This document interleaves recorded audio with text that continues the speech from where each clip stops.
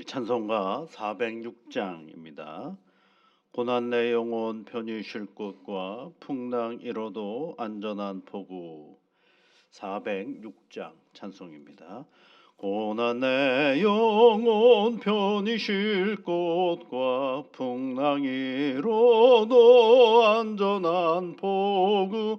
폭풍까지 너 다스리시노 주의 영원한 팔 의지해 주의 영원하신 팔 함께 하사 항상 나를 붙드시니 어느 곳에 가든지 요동하지 않음은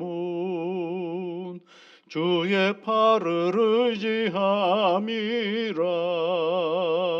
세상 친구들 나를 버려도 예수는 함께 동행함으로 주의 은혜가 충만하리니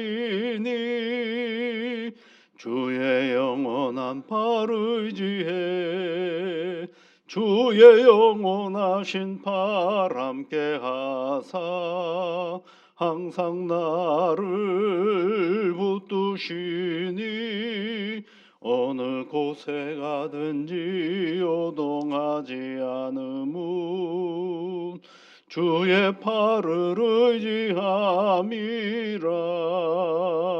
나의 믿음이 연약해져도 미리 예비한 힘을 주시며 위태할 때도 안보하시는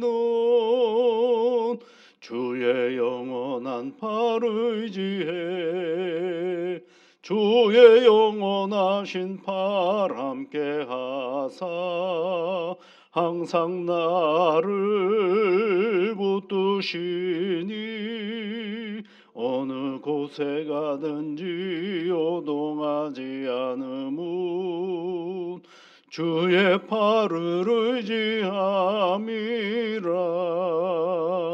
능치 못한 것 주께 없으니 나의 일생을 주께 맡기면 나의 모든 짐 대신 지시는 주의 영원한 팔 의지해 주의 영원하신 팔 함께 하사 항상 나를 붙드시니 어느 곳에 가든지 요동하지 않음은 주의 팔을 의지함이라. 하나님 아버지, 길이 많이 미끄러움에도 불구하고 주님께 기도하는 시간을 기억하여 이 자리에 나온 주의 자녀들과 함께 기도하는 시간을 갖게 하여 주셔서 감사를 드립니다. 하나님의 교회에 불이 켜지고 또 믿음의 사람들이 첫 시간을 하나님 앞에 기도하는 시간으로 나아가는 이 복된 교회를 늘 기억하여 주시고 이 교회 안에서 함께 예배드리고 기도하고 말씀 배우는 사랑하는 주의 자녀들을 한 사람 한 사람 격려하여 주시고 능력의 능력으로 붙잡아 주시옵소서.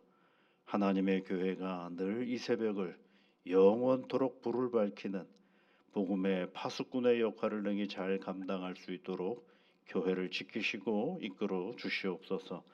하나님 아버지, 우리가 하나님 앞에 기도할 수 있는 것 또한 우리의 몸에 건강함이 있기 때문인 줄 압니다. 몸이 아프면 기도하려고 하는 마음은 있다 하더라도 때로는 복잡하고 여러 가지로 어려움 가운데 기도의 자리를 놓칠 때가 참 많은데 오늘도 건강을 주셔서 이 자리를 지킬 수 있게 해주신 것 감사를 드립니다.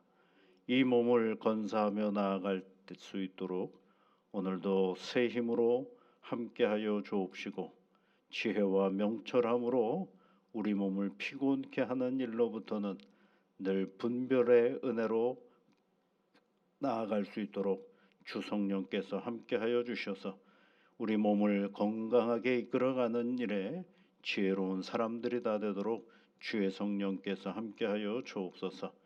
과도한 욕심과 너무도 알 수 없는 불안들이 우리에게 찾아올 때마다 우리 성령님께서 함께하여 주시소. 이 모든 일들 앞에 우선적으로 하나님이 나와 함께 하신다라는 그 분명한 사실을 의지하며 오늘을 살아가는 귀한 자녀들 되도록 능력으로 함께하여 주옵소서. 주의 성령께서 함께하여 주시사 오늘도 애쓰고 노력할 때마다 그 모든 일과가 하나님께 기쁨이 되고 영광이 되게 하여 주옵소서. 예수님 이름으로 기도드립니다. 아멘. 베드로전서 4장 12절부터 19절까지 말씀입니다. 베드로전서 4장 12절부터 19절까지 우리 함께 같이 읽겠습니다. 사랑하는 자들아, 너희를 연단하려고 오는 불시험을 이상한 일 당하는 것 같이 이상히 여기지 말고 오히려 너희가 그리스도의 고난에 참여하는 것으로 즐거워하라. 이는 그의 영광을 나타나실 때에 너희로 즐거워하고 기뻐하게 하려 함이라. 너희가 그리스도의 이름으로 치욕을 당하면 복 있는 자로다. 영광의 영 곧 하나님의 영이 너희 위에 계심이라. 너희 중에 누구든지 살인이나 도둑질이나 악행이나 남의 일을 간섭하는 자로 고난을 받지 말려니와 만일 그리스도인으로 고난을 받으면 부끄러워하지 말고 도리어 그 이름으로 하나님께 영광을 돌리라. 하나님의 집에서 심판을 시작할 때가 되었나니 만일 우리에게 먼저 하면 하나님의 복음을 순종하지 아니하는 자들의 그 마지막은 어떠하며 또 의인이 겨우 구원을 받으면 경건하지 아니한 자와 주인은 어디에 서리요. 그러므로 하나님의 뜻대로 고난을 받는 자들은 또한 선을 행하는 가운데에 그 영혼을 미쁘신 창조주께 의탁할지어다. 아멘. 여러 가지 이야기를 하면서 이제 그리스도인들이 당하는 오늘 삶의 고난에 대한 이야기를 해주고 있습니다. 예수님께서 여러분 십자가에서 고난을 받으시고 그리고 부활하셔서 하나님의 은혜로 말미암아 우리 모두가 다 하나님의 자녀가 되었죠. 그래서 우리는 하나님의 자녀가 된 것은 그리스도의 부활하심으로 말미암아 하나님의 자녀가 되었습니다. 그러니까 예수님은 고난을 받고 부활하셨다라고 한다라고 하면 우리는 반대예요. 우리는 그리스도로 인하여 믿음의 자녀가 되고 그 믿음의 자녀가 된 사람들이 어디로 가느냐면 이제 고난의 자리로 간다라는 것이 오늘 베드로 사도가 우리에게 알려주고 있는 것이죠. 이 고난이라는 말을 너무 크게만 생각할 필요가 없습니다. 고난은 굉장히 작은 것부터 시작이 되거든요. 오늘 우리의 신앙의 어떤 순간순간들을 결정하는 일로부터 시작해서 나타나는 여러 가지 일들이라고 얘기를 할 수가 있겠죠. 그런데 오늘 이제 예수 그리스도를 믿는 사람들이 이 고난을 어떻게 이해하고 받아들일 수 있는가? 그러니까 구원에 대한 분명함이 있는 사람들은 고난을 어떻게 이해하는가를 우리에게 얘기해주고 있어요. 12절에 있는 말씀에 보면 너희를 연단하려고 이렇게 돼 있죠. 연단하려고 오는 불시험이에요. 그러니까 고난이라는 건 믿음 안에서 이 고난을 어떻게 보는 거냐면 누구를 연단하는 거냐면 나를 연단하는 시간이다라고 이해를 할 수가 있는 것입니다. 왜 내게 이런 어려운 일이 있습니까? 그 질문 다음에 할 것은 이 고난을 통하여 하나님은 나를 어떻게 이끌어 가실 것인가 라는 질문 또한 해볼 필요가 있다라는 것입니다. 그 두 번째로 오늘 성경 말씀에 보면 14절 말씀에 보면 그리스도의 이름으로 치욕을 당하면 복 있는 자로다 이렇게 또 얘기를 하고 있어요. 고난 당하는 것은 앞서는 연단이라고 되어 있고 또 하나는 뭐예요? 복 받는 것이다라고 이야기를 하고 있습니다. 그냥 세상 살아가는 그냥 그 흐름 속에서 이 고난을 보면 어떻게 복이 되고 그게 연단이 되겠어요. 근데 이게 아까 출발을 잘 하셔야 됩니다. 출발은 자연인인 나로 출발하는 게 아니라 예수를 그리스도로 고백하는 나에게 있어서 오늘 우리의 삶의 자리 속에서 다가오는 고난이 뭐냐? 그것은 바로 연단이고 복의 자리다라고 얘기를 하고 있습니다.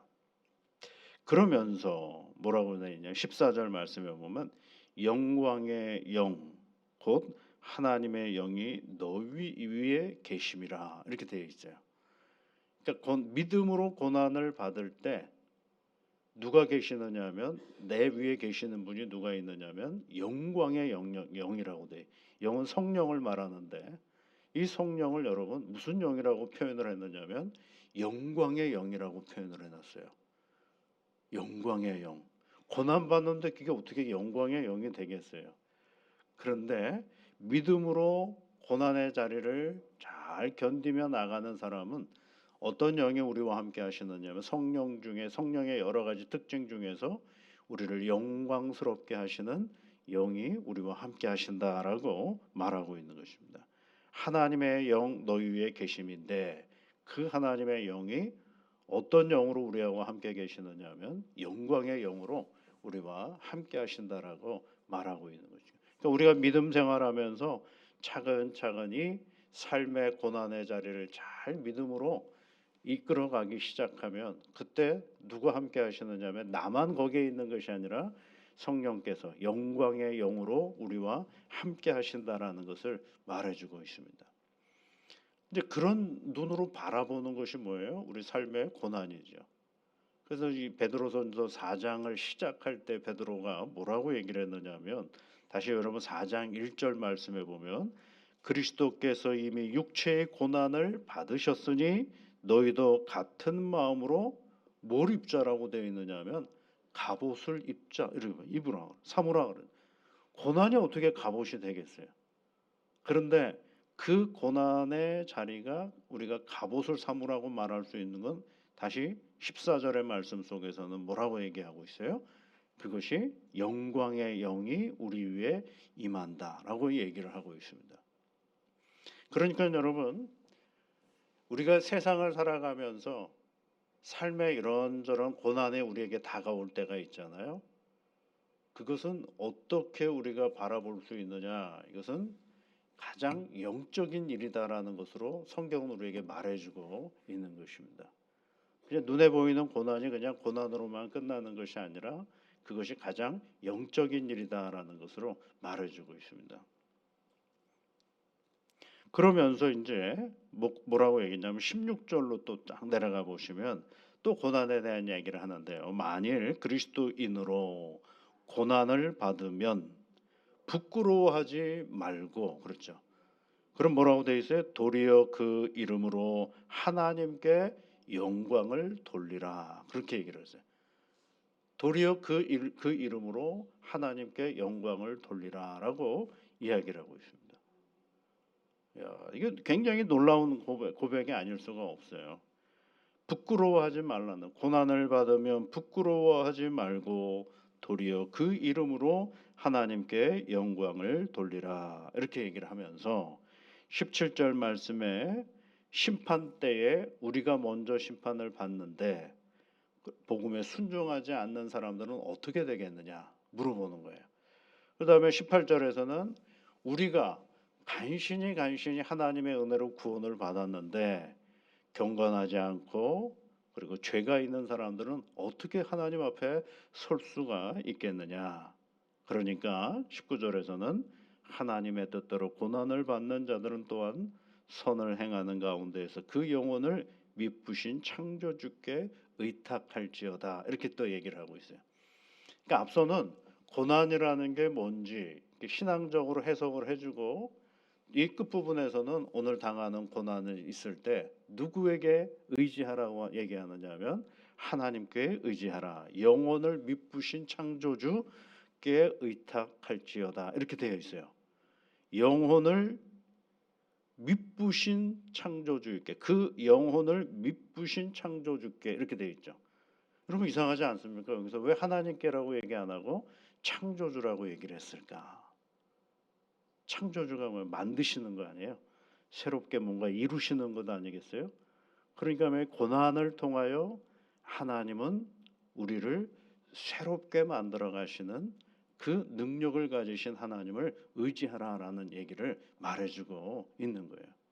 그러니까 우리가 어떤 삶의 문제 앞에 당면해 있을 때 그것을 고난이라고 생각하고 있다고 한다면 그것을 새롭게 바꾸어 가시는 하나님, 창조주 하나님께 뭐 하면 되는 거예요?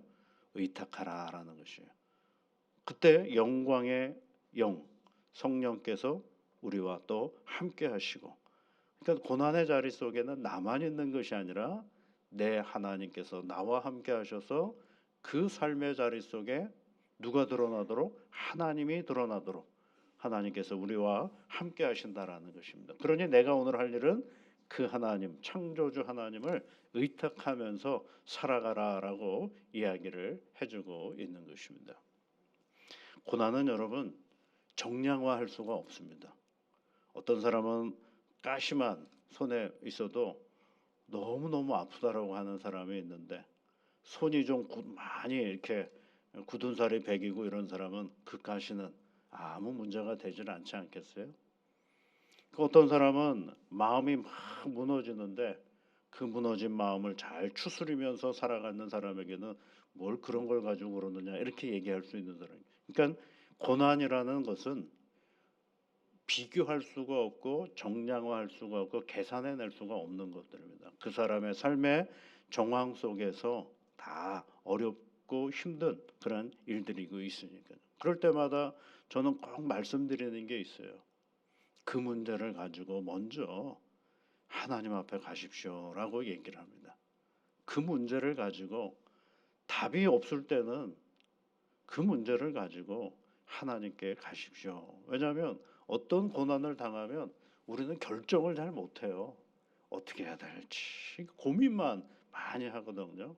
그러니까 고민하는 그 시간에 누구에게 가자라는 거예요? 오늘 우리에게 주신 말씀처럼 19절 끝에 보면 선을 행하는 가운데 그 영혼을 미쁘신 창조주께, 미쁘다라는 것은 우리를 진실되게 만들어 주시는 창조주 하나님께 그냥 가라는 거예요.